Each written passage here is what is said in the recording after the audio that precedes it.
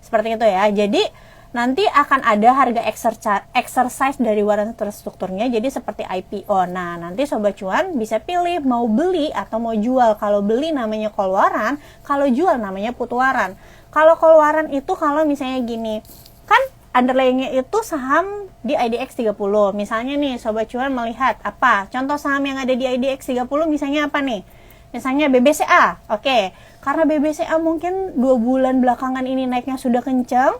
Terus Sobat Cuan punya analisa kayaknya BBCA ada potensi penurunan nih beberapa waktu ke depan. Beberapa waktu ke depan itu ada jatuh temponya ya, berbeda dengan binary option yang kalian hanya menebak 1 menit. Nah, ini kemarin juga banyak pertanyaan, apakah waran terstruktur ini jatuhnya seperti judi? Karena kok jadinya kita kayak nebak mau naik atau mau turun? Jawabannya tidak, karena kita tetap harus menganalisa saham underlying-nya. Kalau binary option itu kan kita 1 menit kan harus tebak ke atas atau ke bawah. Kalau ini enggak, kita harus tahu dulu kira-kira saham underlying-nya mau kemana. Nah, tentu mau kemana itu ada faktor-faktor kan yang mempengaruhi, misalnya makroekonominya kah, atau kinerja laporan keuangannya kah, yang misalnya jadi makin bagus atau misalnya jadi tidak bagus, seperti itu. Nah, kalau misalnya contoh, misalnya ini cuma contoh ya, disclaimer, misalnya BBCA udah naik terus, Sobat Cuan menganalisa bahwa kayaknya BBCA akan ada penurunan harga saham dulu, berarti belinya adalah put waran. Jadi istilahnya itu short, tapi yang di short itu adalah warannya. Ya, bukan underlying sahamnya, dan ini tidak akan mempengaruhi harga sahamnya. Oke. Nah, kalau misalnya lihat apa? Oke, kayaknya di IDX 30 kan ada perusahaan tambang juga kan, misalnya batu bara. Oh, oke, kayaknya tambang nih masih bagus misalnya sampai akhir tahun gitu ya, karena faktor geopolitik, harga acuan yang tinggi. Berarti kan arahnya misalnya naik, Sobat Cuan analisanya ini contoh ya. Berarti belinya adalah call waran, seperti itu ya. Oke, nah aku ingetin lagi, struktur waran itu adalah produk derivatif. Memang keuntungannya bisa lebih tinggi, tapi penurunannya juga lebih tinggi. Tidak ada ARB, jadi harus hati-hati. Dan ini tuh cocoknya untuk orang-orang yang risk appetite-nya tinggi. Risk appetite tinggi itu seperti gimana sih? Orang-orang yang misalnya biasa trading, misalnya jadi scalper, atau juga trading harian, atau mungkin biasa trading di kripto atau di forex. Jadi untuk orang-orang yang misalnya risk appetite-nya rendah, yang suka investasinya di saham-saham blue chip atau trading di saham blue chip, lebih baik hindari produk ini, seperti itu.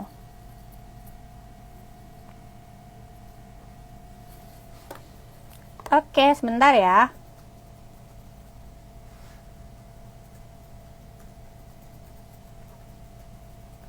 Sebentar, next question.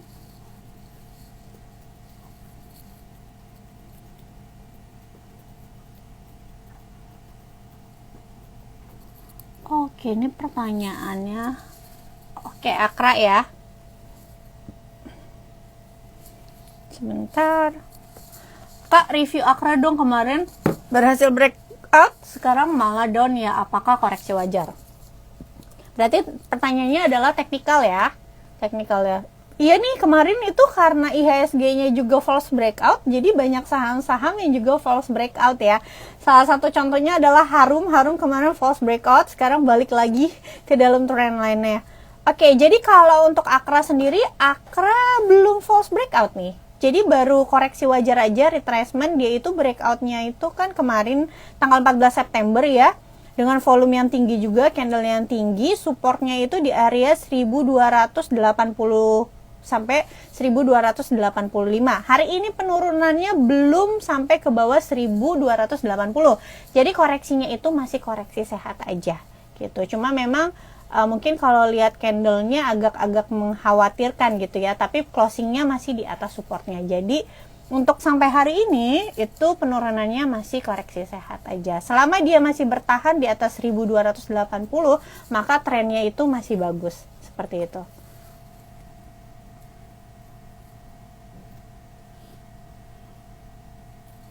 Oke, BKSL dan Friend. BKSL, kenapa bisa tertarik saham BKSL? Kayaknya banyak saham lain, saham properti lain yang lebih menarik deh daripada BKSL. Oke, BKSL. Ini hari ini ARB ya.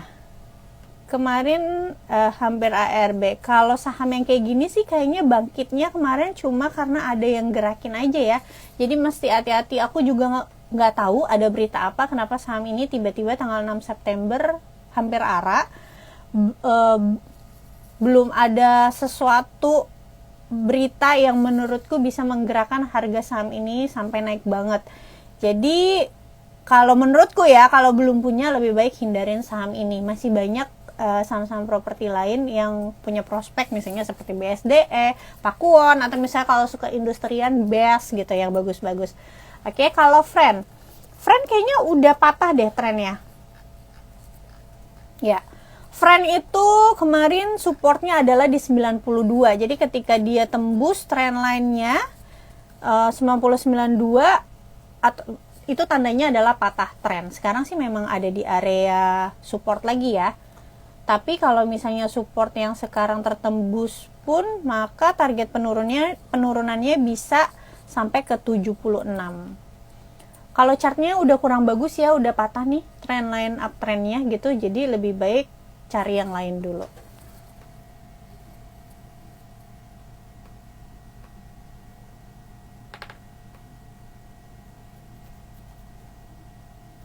Oke. Adikarya ya. Kenapa nih?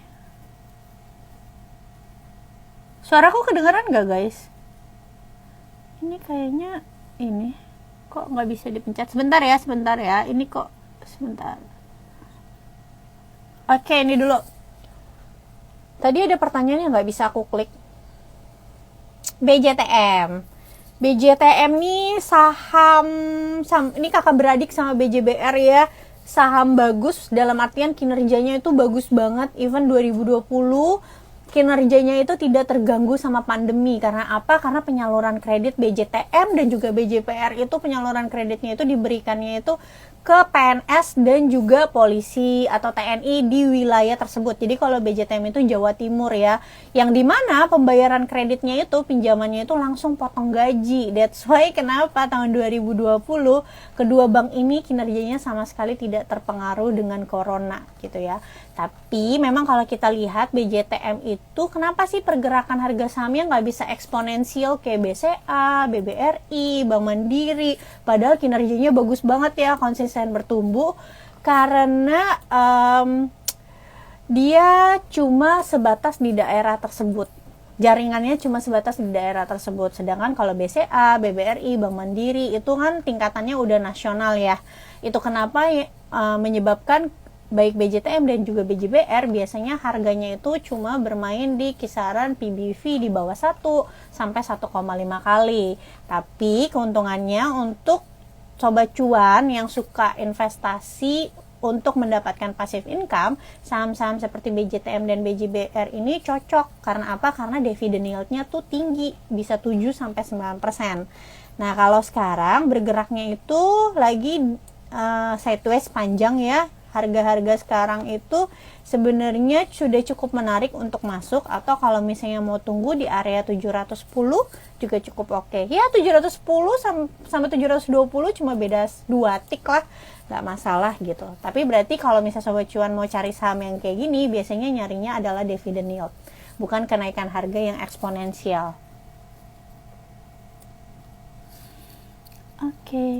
Oke, ADMR.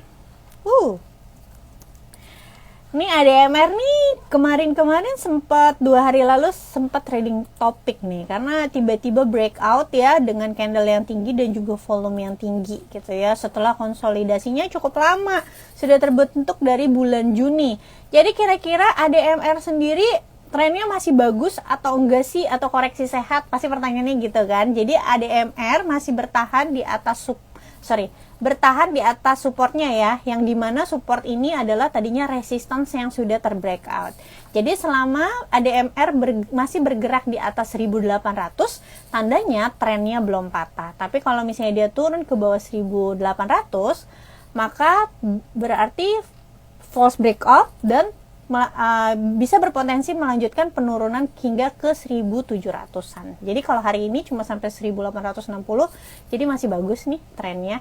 Mungkin Sobat Cuan bisa perhatiin area-area saat ini sampai 1810 dengan batas stop loss di bawah 1800.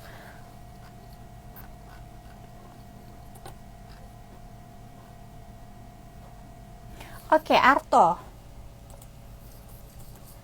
Bank digital setelah bulan lalu sempat naik ya, pullback, tapi ternyata kembali melemah lagi, nggak cuma Arto ya. Jadi kalau misalnya kita lihat sebenarnya yang bermasalah bukan Artonya kalau lihat kayak gini, karena semua bank digital kembali turun lagi ya, tandanya memang secara makroekonominya belum mendukung karena satu industri atau satu sektornya ini turun kembali. Jadi kalau bank digital tuh harusnya masuknya jangan ke sektor finansial ya, harusnya ke sektor teknologi gitu, karena pergerakannya itu biasanya lebih lebih menunjukkan pergerakan dari saham-saham teknologi dibanding saham-saham perbankan gitu. Jadi kalau untuk Arto ada support di area 6.550. Hari ini penurunan masih dengan volume yang tinggi, masih ada potensi turun ke 6.580. Ya, di situ batas supportnya kalau misalnya tertembus 6.880, maka berarti dia bentuk new low ya. Kalau udah bentuk new low, nanti kita harus cari support selanjutnya lagi, yang dimana untuk jangka menengah belum kelihatan support selanjutnya. Seperti itu. Jadi lebih baik hindarin dulu. Better cari, kalau Sobat Cuan mau trading swing ya, carinya perusahaannya atau emitennya yang trennya masih bagus. Jadi ketika koreksinya tuh masih di dalam tren yang baik. Contohnya kayak apa? Kayak tadi Akra, atau misalnya bukan Arto, ADMR, atau misalnya Bank Mandiri, itu juga cukup menarik kalau misalnya masih ada penurunan karena lagi retracement supportnya.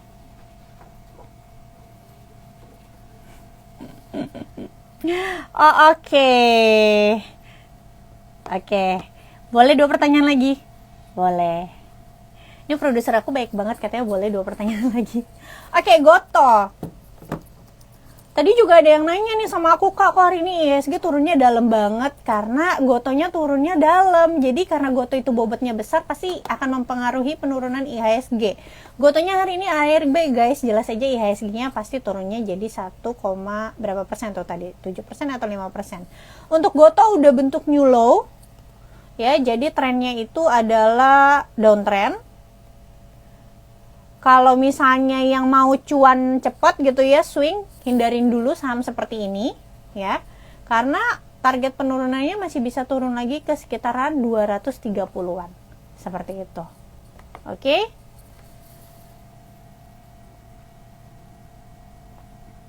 Pertanyaan terakhir ya.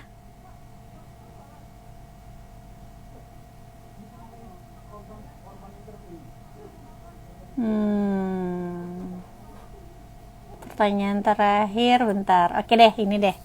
Sehingga ada beberapa orang yang nanya. Saratoga, SRTG. Nah, mungkin aku jelasin dulu sedikit ya. Sobat Cuan kalau misalnya mau masuk SRTG, Sobat Cuan tuh harus paham betul nih model bisnis dari SRTG sendiri. Gimana cara dia menghasilkan laba bersih. Jadi nanti Sobat Cuan bisa tahu apakah Sobat Cuan memang mau hold SRTG atau enggak. SRTG itu perusahaan yang mirip Berkshire Hathaway, punyanya Warren Buffett. Ini adalah investment company yang dimana Saratoga itu punya anak usaha misalnya seperti Tebik, MDKA, Adaro, dan lain-lain. Nah, sumber pendapatan dari Saratoga itu ada 2, pendapatan karena kenaikan harga saham anak usahanya dan juga pendapatan dividennya. Biasanya kalau anak usahanya harga sahamnya lagi turun, harga sahamnya Saratoga juga ikutan turun. Kalau harga saham anak-anak usahanya lagi naik, maka harga saham Saratoga juga ikutan naik. Coba perhatiin, Adaro belakangan ini lagi naik kan? Itu kenapa Saratoga harga sahamnya juga ikut naik. Jadi kalau Sobat Cuan mau menghold saham Saratoga harus punya keyakinan kira-kira nih anak usaha yang dipegang oleh Saratoga itu kedepannya prospeknya masih bagus atau tidak kinerjanya. Kalau prospeknya masih bagus menurut Sobat Cuan, maka boleh hold. Kalau tidak, Sobat Cuan merasa harga-harga saham anak usaha dari Saratoga sudah ketinggian, maka jangan masuk saham ini. Itu dulu yang harus Sobat Cuan taruh di mindset Sobat Cuan. Oke, secara teknikalnya lagi retracement, kalau misalnya jebol 270, bisa next supportnya adalah 260.